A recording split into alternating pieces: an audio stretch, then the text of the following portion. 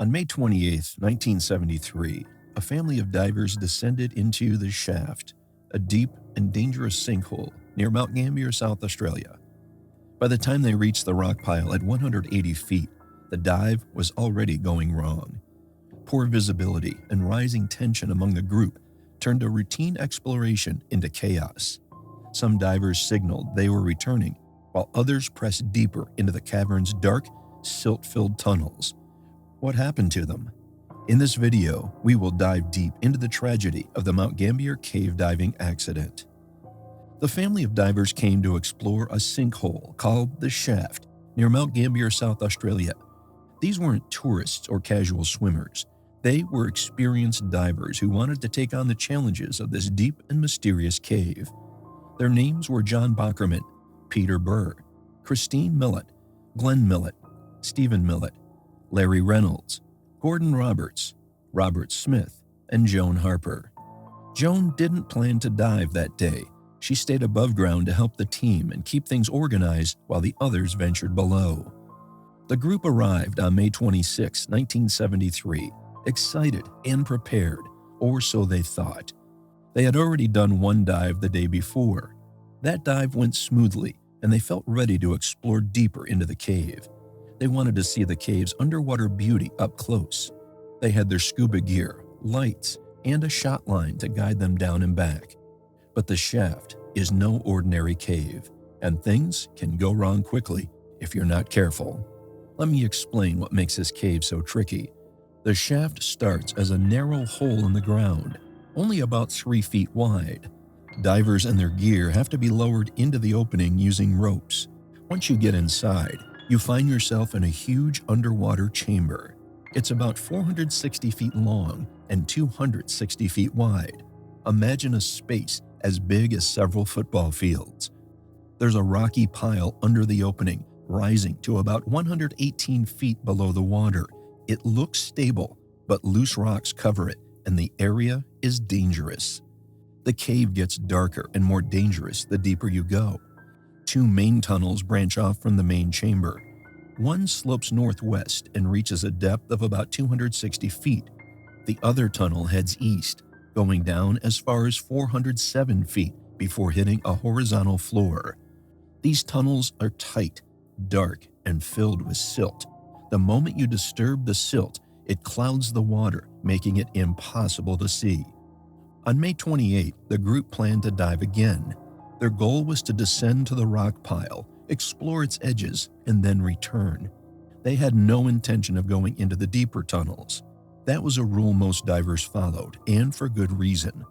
Beyond the rock pile, the cave becomes unpredictable. It slopes downward, and the effects of nitrogen narcosis, a dangerous condition caused by the pressure, makes it harder to think clearly. As they descended, everything seemed fine at first. The water was clear, and they could see the rocky slope beneath them. But they didn't take some important precautions. Their shot line didn't go all the way to the bottom, and they didn't attach extra air tanks to it as backups. They also didn't set clear buddy pairs. Instead, they moved as a loose group. This might seem okay in a regular dive, but in a cave, it's risky. Without a clear guide or partner, it's easy to get separated. When the divers reached the rock pile, some of them started pushing farther, heading toward the sloping edge of the cave. That's when things started to unravel. They were deep enough for nitrogen narcosis to affect their judgment, and the darkness of the cave made it hard to stay oriented. Without a safety line or markers, it was only a matter of time before someone got lost. And that's exactly what happened. The dive started unraveling near the edge of the rock pile. Robert Smith was the first to notice something was wrong. He was an experienced diver and knew the signs of nitrogen narcosis: confusion, dizziness, poor judgment. His depth gauge read 180 feet. That's deep enough for the narcosis to set in. Smith made the smart call to signal that he was heading back to the top of the rock pile. The others, though, decided to keep going. Smith stayed near the rock pile, waiting for the others to return. He even spent some time searching for animal bones on the rubble. About 8 minutes later, he noticed a light coming back toward him. It was Glenn Millett. Glenn had realized his air was running low. He had tried to warn his wife, Christine, but they got separated in the dark. He surfaced with Smith, and when they reached the top, they found Larry Reynolds already there. Larry had returned on his own earlier, another sign that the dive wasn't going as planned. Moments later, Peter Burr came up too. His air was almost gone. Glenn didn't waste any time. He grabbed a spare air tank and went back down to search. He reached 225 feet, where the rock pile drops off into the deeper tunnels.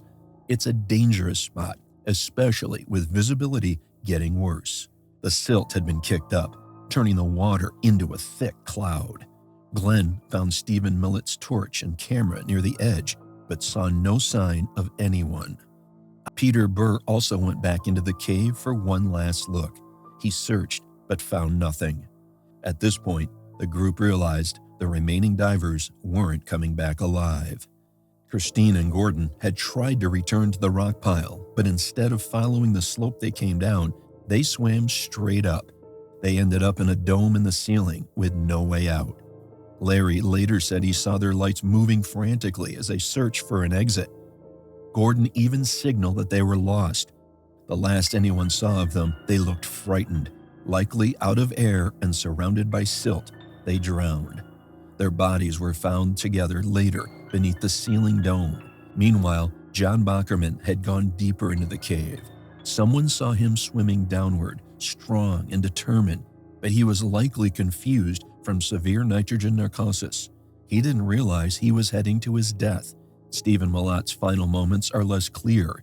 His torch and camera were found deep near the rock pile. He was wearing a buoyancy vest, which suggests he may have floated there after running out of air. One by one, small mistakes turned deadly.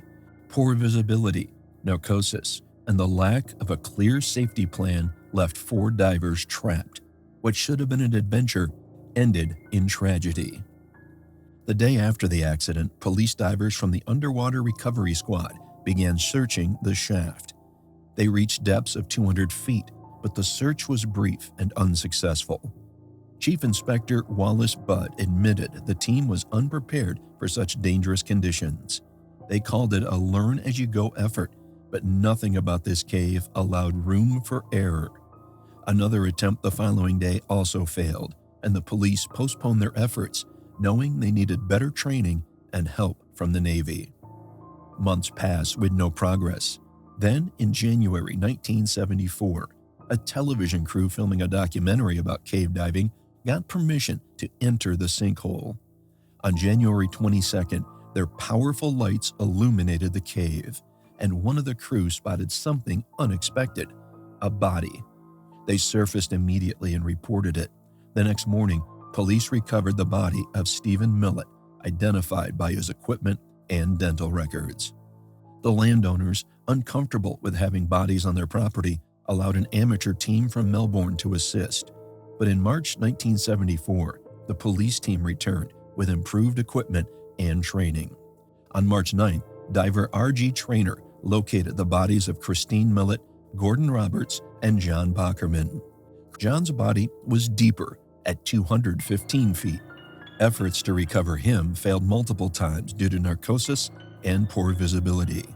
Finally, after weeks of preparation and careful planning, John Bockerman's body was brought to the surface on April 9th, nearly a year after the tragedy.